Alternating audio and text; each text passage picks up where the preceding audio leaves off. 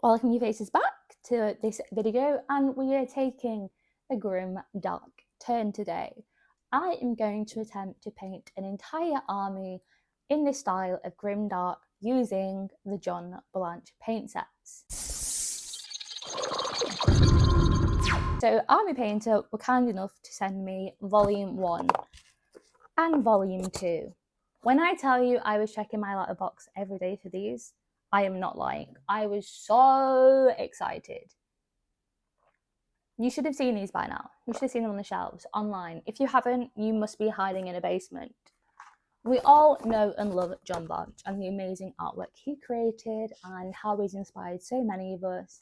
And if you don't know who John Blanche is, get to know. So in both boxes, we have 10 paints, including some speed paints, some metallics, and some washes. And can we just say the colours are chef's kiss. Now, I'm going to be trying these out on my Soul Blight Gravelords, you know, because they're a bit spooky, but we're going to grim them up a little bit more. I'm sorry. How cute is this artwork that you get in both boxes? Like, so cute. I love it. So in volume 1, we have the Darkness, Ivory White, Moonbeam Yellow, Ironclad Grey, Blighted Green, Banshee Brown, Blood Moon Red, Warm Skin Shade, Grim Dark Shadow, and Emperor's Gold. I actually been really wanting to try out the Army Painter Metallic, so I'm actually really excited for this. I'm most excited to use, I think, the Darkness and the Blood Moon Red from volume 1. And from volume 2, Blanched Berry is such a beautiful colour. So, in the Midnight Olive. So, let's get into it. So we're going to take Emperor's Gold and we're going to dry brush all over the model, getting every little detail. Be as messy as you want, really doesn't matter, as long as the whole thing is coated.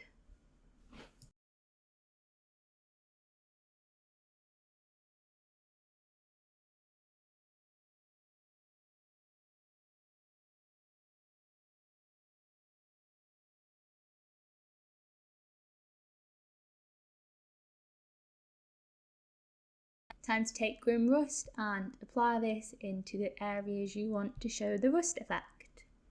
I go for the top of the shield, the helmet, and a bit of the chest and the chainmail. I quite like how this looks, but it's entirely up to you.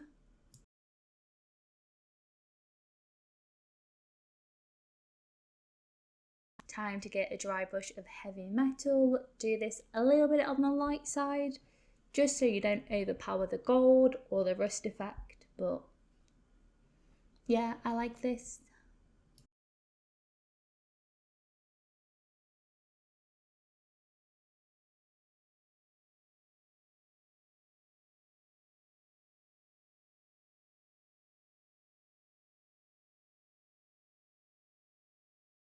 Don't forget to cover your sword in this as well. You can paint this with a brush. I just still had paint left on my dry brush, so I did that.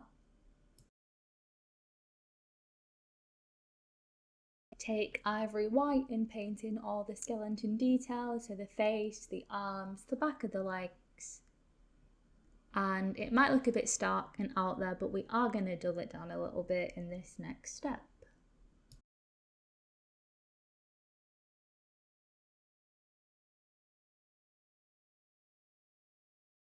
Now we're going to take some Grim Dark Shadow and we're going to cover all of that ivory just to kind of bring it all together.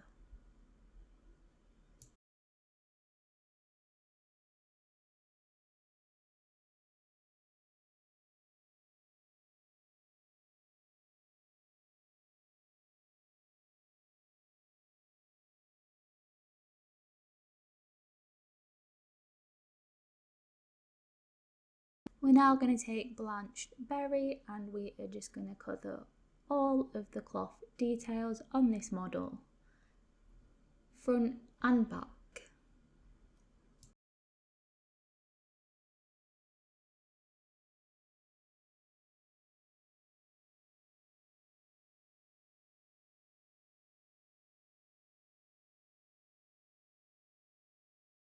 And this is what the finished result should look like. Let me know what you think down in the comments below. So we're going to take a mix of ochre and Blanche berry, and we're just going to coat all of the armour on this model.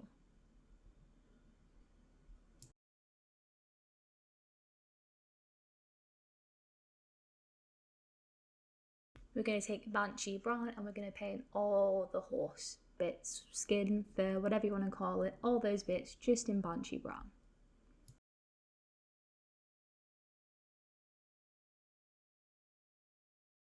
I base coated the cloth in Blanche berry, so now we're going to do a 1-to-1 mix and just get those big flat areas, leaving Blanche berry in the recesses.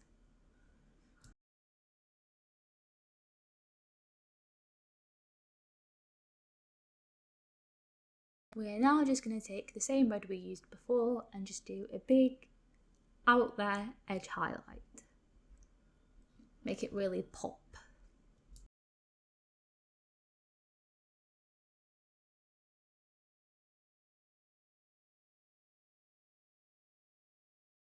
We're now going to get Empress Gold and we're going to paint that all over the big front chest detail. This gold is so nice and it covers so well. I absolutely adore it.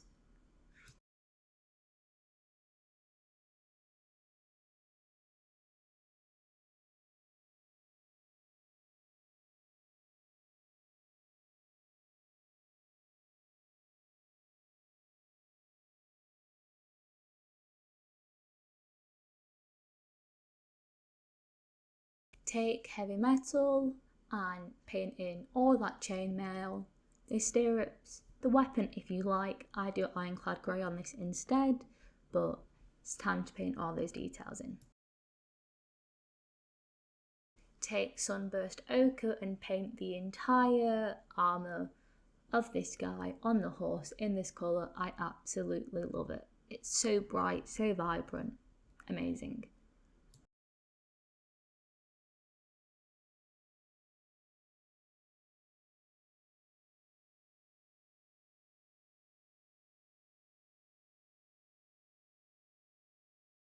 Take ironclad grey and just paint in the saddle details and just all those little bits we've not filled in, just to bring it all together.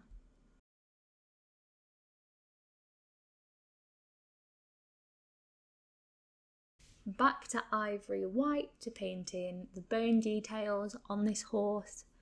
It's pretty much just his face. Again, we will wash it afterwards.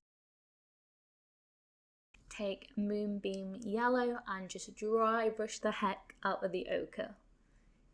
If you apply too much pressure, you can just go back in with the ochre and tidy it up, but this is a nice quick way because there's a lot of edge highlighting on this model. Same again, take the ochre, dry brush all the armour on the horse. If you apply too much pressure, as you can see here, there is a bit of ochre going on the Blanche berry. Just touch it up again afterwards.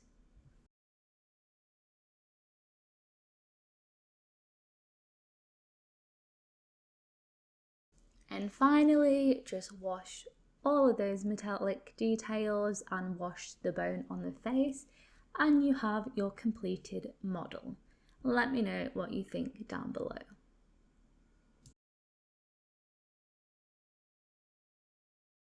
I hope you enjoyed this video. Don't forget to like and subscribe. Let me know if you've tried these paints out and what models you did this on. I'm really excited to know. Don't forget to check out my socials, link down in the description, and I will see you guys next week.